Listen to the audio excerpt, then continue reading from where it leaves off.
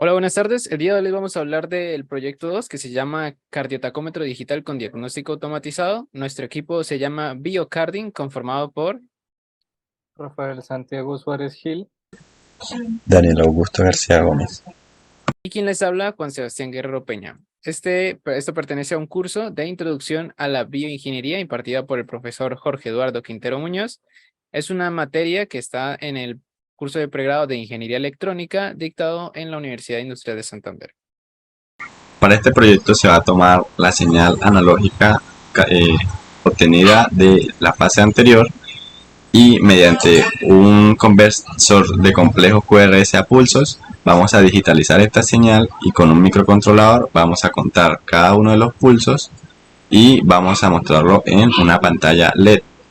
Al mismo tiempo que cada vez que un pulso se cuente, este va a emitir un pitido y al final del minuto en el que se cuentan los pulsos, vamos a emitir un diagnóstico en el que se determinará si la persona tiene taquicardia, bradicardia o si tiene un número normal de pulsos. El corazón, que es el órgano que vamos a estar trabajando, es un órgano vital que está compuesto por diferentes estructuras que generan y propagan impulsos eléctricos para coordinar la contracción y relajación de todas las partes del corazón, como lo puede ser el nódulo sinoauricular, la aurícula derecha, la aurícula izquierda, la rama derecha del haz de Higgs, entre otros.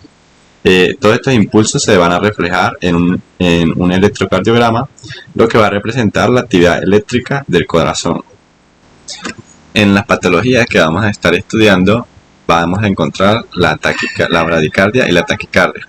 La bradicardia, por su parte, se define como una frecuencia cardíaca normalmente lenta, lo que nos da en general unos pulsos inferiores a 60 latidos por minuto.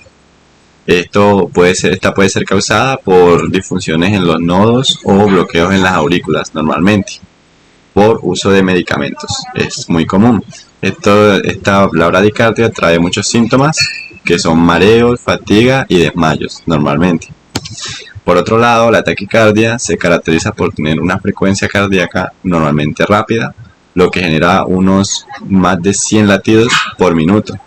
Esta puede ser causada por estimulación excesiva del sistema nervioso, arritmias o enfermedades cardíacas. Ahora pasando al prototipo, al diseño del prototipo de esta parte del proyecto, tenemos que este se puede dividir en 6 bloques funcionales.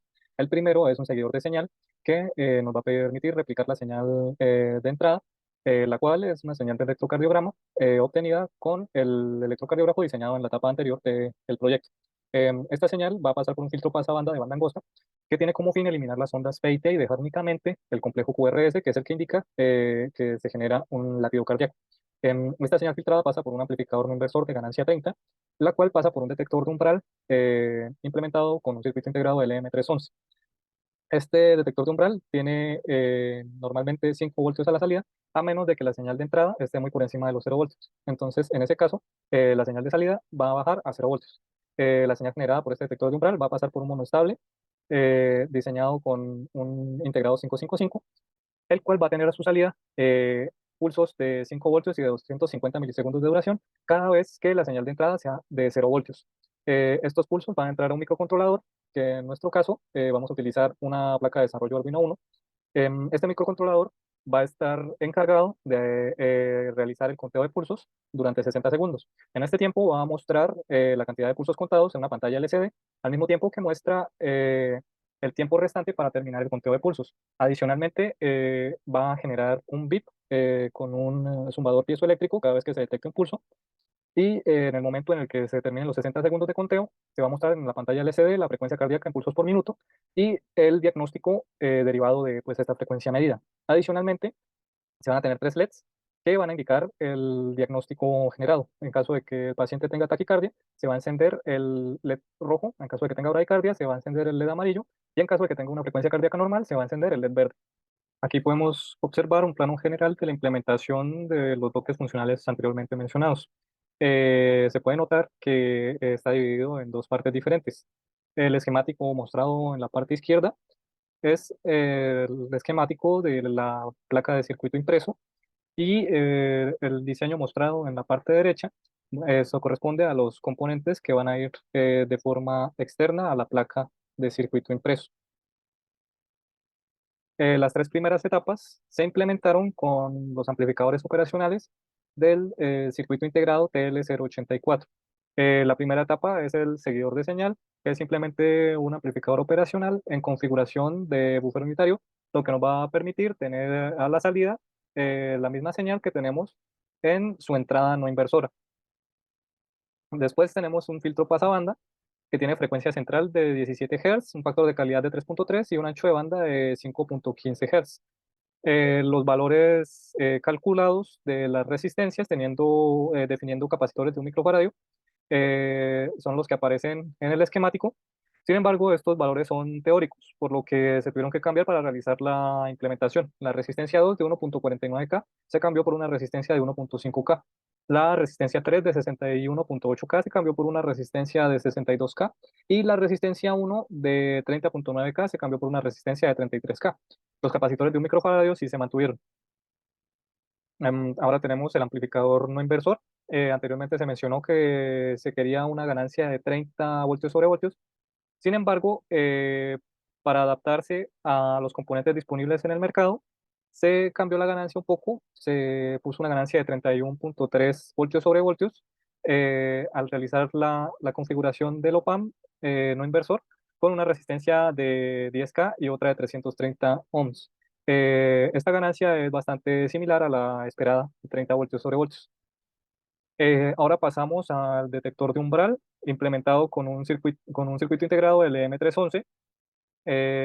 Como ya lo indiqué, este normalmente tiene una salida de 5 voltios a menos de que se detecte que la señal que entra por la entrada, no por la entrada inversora es muy superior a 0 voltios. En ese caso, la señal de salida va a ser de 0 voltios.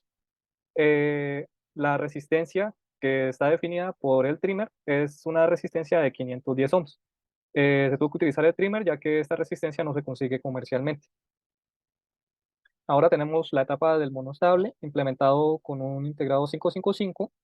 Esta etapa, como se dijo inicialmente, debe tener a la salida pulsos de 5 voltios con una duración de 250 milisegundos. La expresión para calcular el tiempo de duración de los pulsos es 1.1 por la resistencia por el capacitor. Al definir un capacitor de un microfaradio, entonces se realizaron los cálculos y se encontró que la resistencia para tener un ancho de pulso de 250 milisegundos es de aproximadamente 227 kiloohms.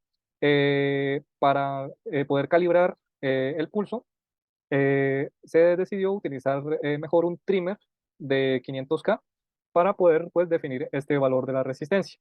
Eh, Aquí en el terminal block J3 tenemos pues los pulsos que van a entrar al microcontrolador. En la tapa del microcontrolador tenemos dos entradas digitales. Una que corresponde a la salida del monoestable 555 y otra que corresponde al pulsador que va a indicar el momento en el que se va a comenzar el conteo de pulsos. A las salidas digitales tenemos la pantalla LCD, el zumbador piezoeléctrico y los tres LEDs que van a estar ubicados en la PCB. Se realizó un diseño de PCB de una sola capa con el fin de disminuir costos y facilitar el proceso de soldadura. Si bien se pudo ubicar un plano de tierra, no se pudieron ubicar planos de más 5 y menos 5 voltios debido al problema de espacio. A la derecha podemos observar la placa ya con los componentes soldados y finalmente podemos observar el circuito ya integrado con todos sus componentes. Para la parte de programación se usó el microcontrolador Arduino Uno, el cual se programa en lenguaje C++. Se tienen como entradas la señal de pulsos que se generó con el proyecto 2 y el pulsador con el cual el usuario puede interactuar. En la pantalla LCD vamos a mostrar información al usuario, con los diodos vamos a dar el diagnóstico y con el buzzer vamos a representar cada uno de los pulsos del corazón con un sonido en específico. El core de la programación es un contador de pulsos, para lo cual se implementó una máquina de estados que siempre empieza en el estado espera. En este estado, el usuario simplemente ve un mensaje de bienvenida, ninguno de los LEDs está encendido y el buzzer tampoco está funcionando. Él espera a que el pulsador se presione. Una vez haga eso, vuelve y apaga los LEDs, apaga el buzzer y limpia los contadores. Inmediatamente pasa para acá. Los contadores son tanto los contadores de tiempo, porque necesitamos medir durante 60 segundos, y los contadores de pulsos para saber cuántos pulsos llevan en ese momento. Mientras el tiempo sea mayor que 0 y el usuario no presione el pulsador, pues se va a mantener contando. Si el usuario llega a presionar el contador, pues lo manda otra vez al estado de espera.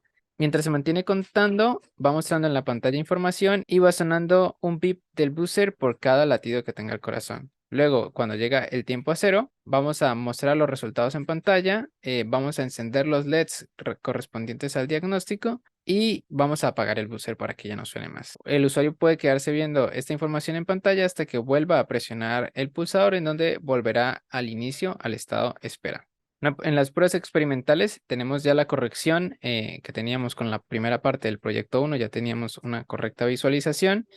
Ya con esto corregido ya podemos mostrar cuál es el resultado experimental que obtuvimos de la parte 2 del proyecto. Como vemos, cada uno de los complejos QRS se corresponden con un pulso monoestable de 250 milisegundos. Vamos a ver un video donde vemos el funcionamiento del proyecto 1 y proyecto 2. Vamos a ponerlo a funcionar. ¿Listo? Buenas tardes. Esta es la integración de la parte 1 con la parte 2 del proyecto. La parte 1 del proyecto es esta, la que nos permite leer la señal electrocardiográfica del paciente, que es la que se ve en amarillo. Y la parte 2 del proyecto es la que nos permite detectar los pulsos que se dan en esa señal y se representan con un pulso que se sostiene durante 250 milisegundos, que es el pulso azul. Por aquí tenemos una pantalla en donde se van contando los pulsos que lleva el paciente y cuánto tiempo le queda para terminar de hacer el diagnóstico. Una vez que termine, pues muestra cuál es el diagnóstico, si es normal, bradicardia o taquicardia, y también se encenderá alguno de estos LEDs según el diagnóstico. Y por acá pues suena el buzzer, que suena cada vez que hay un pulso en la señal. Entonces vamos a esperar a que termine de contar. Ya le quedan 9 segundos.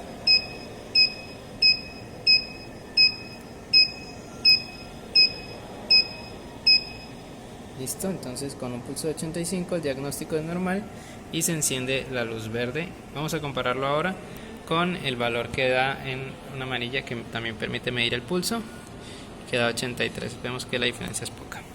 Como conclusiones experimentales, tenemos que trabajar con señales superiores a 500 milivoltios resulta bastante más cómodo que trabajar con señales pequeñas.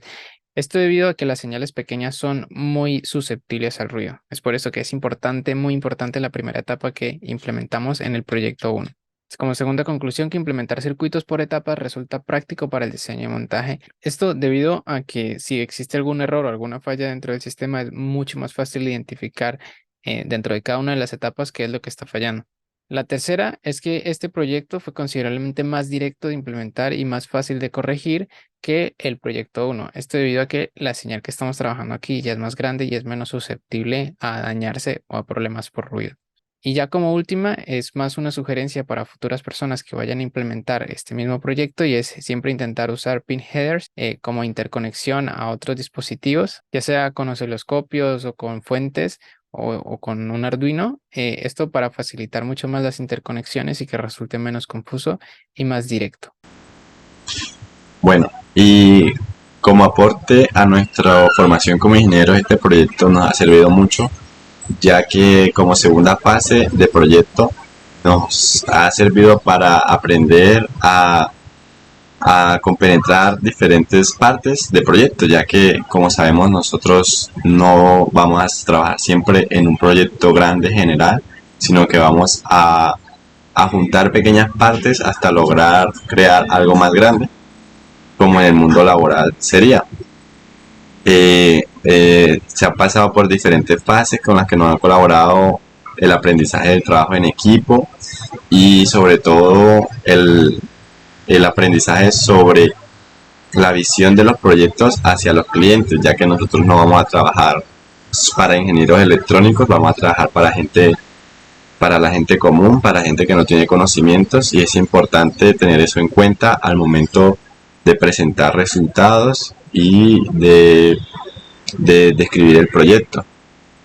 Este proyecto nosotros correlacionamos la primera fase, que era un electrocardiógrafo analógico, y la digitalizamos, lo cual nos permitió aplicar sobre todo esta parte de las señales digitales, un conversor ADC, y aprender cómo se hace realmente.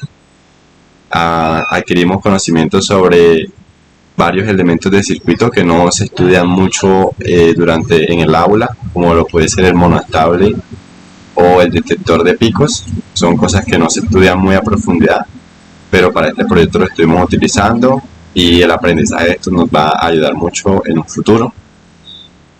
Y sobre todo, el trabajo en equipo es la parte más importante, porque a medida de que nosotros vamos cogiendo experiencia con nuestros compañeros, nos damos cuenta de que el desarrollo de los proyectos se hace más fácil, y que es la parte más importante. Esa y el autoaprendizaje son las partes más importantes de un proyecto.